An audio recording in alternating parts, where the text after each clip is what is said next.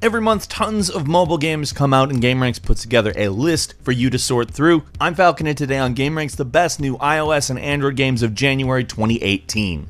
Number 10 is Let Them Come. Now this one's a pretty easy one to explain. It's a stationary shooter taking place on a spaceship with invading alien hordes. You're a mercenary, you've been hired to take them out. The graphics were clearly a massive amount of effort. It's really gorgeous, really alien-esque pixel art that I think above everything has very simple controls but maintains a really good pace. It never feels forced, it never feels too hard, but it's always a challenge. And like I said, the controls are great, very simple, makes for a very addictive and fun game. It's out on both iOS and Android for $1.99. Number 9 is Meteorfall Journeys, which is a collectible card RPG of the roguelike variety. Basically, you start off with an adventurer, you gather cards, and it's kind of one of these games that is sort of in the emerging choose your adventure collectible card game roguelikes. It's not the same thing as Rain or Rain 2, but I want to say it's not far away from it. If you like Rain, I think you'll enjoy this game, but it actually is different enough that I feel fairly comfortable telling you that it's different and fun and cool and a new idea. Meteorfall Journey is out on iOS and Android. It costs $2.99. Number 8 is Anti-Hero, a digital board game in which you perform various objectives like assassinating public officials, public figures, trying to find evidence to use for blackmail in various settings, and a lot of thievery, of course. What's more anti-hero-ish than thieving?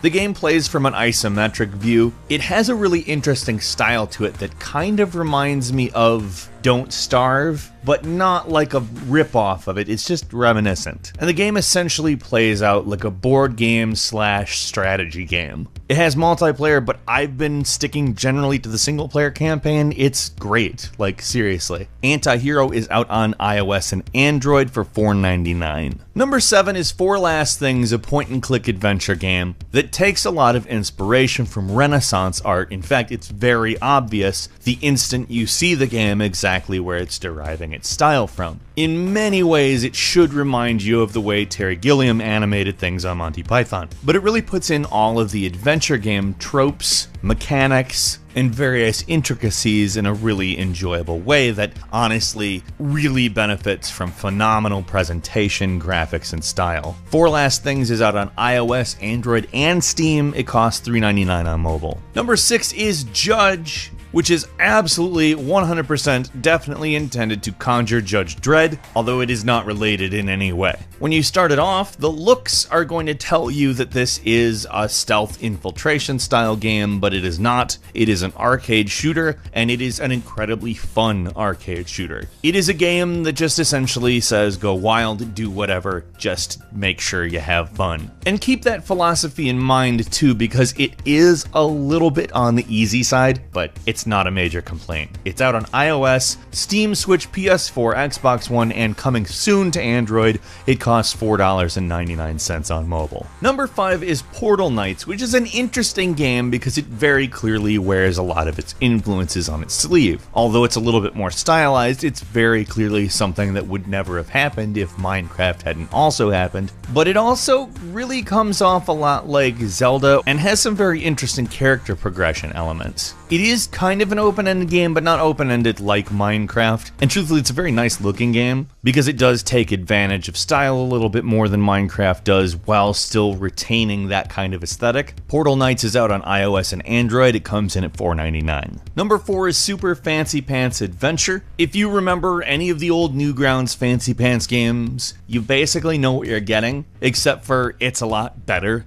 There's a little bit more as far as controls, which can be a little bit interesting on the touchscreen, but I'm not going to get too antsy about it because it really captures the momentum of all of the previous games well, and even builds on the formula. I think the physics in this game are probably easily the best of all of them, but it pulls it off. If you like Sonic the Hedgehog, basically give it a shot. If you remember the old Fancy Pants games on Newgrounds, you'll love it. It's out on iOS and Steam now, Android soon, and it costs $4.99. Number 3 is Sidus 2, which is a rhythm-based game that might make it sound limited. I would say very much that it is not. It is a very pretty, aesthetically very cool game, relying on actually a muted palette with a few select neon colors, lots of electronic music. It sounds pretty basic to explain. A DJ is missing. You're investigating. It's interesting enough though, especially for a rhythm game, but the gameplay is really where the game shines. But it also nails it with a very unique art style. It's out on iOS now, it'll be out on Android soon, and it costs $1.99.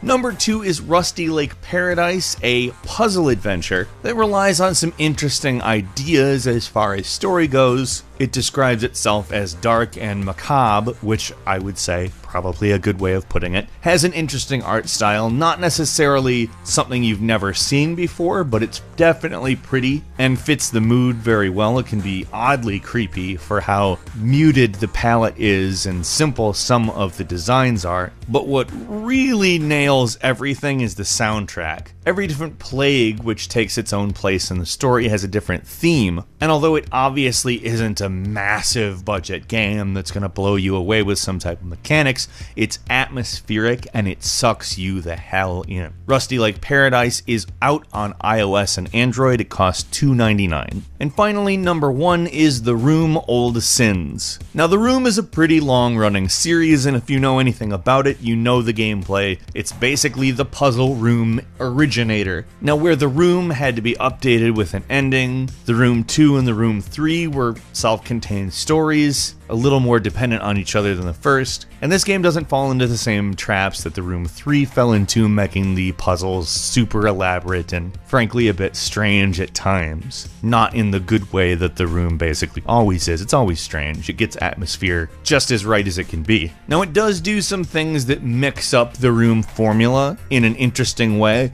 but if you know what The Room is, you know what you're getting. That said, if they are your thing, or you're just a person who enjoys it because you enjoy a lot of different types of games, I fall into the latter category. This is an excellent room, up there with the second one. It's currently out on iOS, it'll be on Android soon, and it costs $4.99. What was your favorite new iOS or Android game this month? Leave us a comment, let us know. If you enjoyed this video, please click like, and if you're not subscribed, now would be a great time to do so. We upload brand new videos every day of the week, and the best way to see them first is, of course, a subscription. As always, we thank you very much for watching this video. I'm Falcon. You can follow me on Twitter at FalconTheHero, and we'll see you next time right here on GameRanks.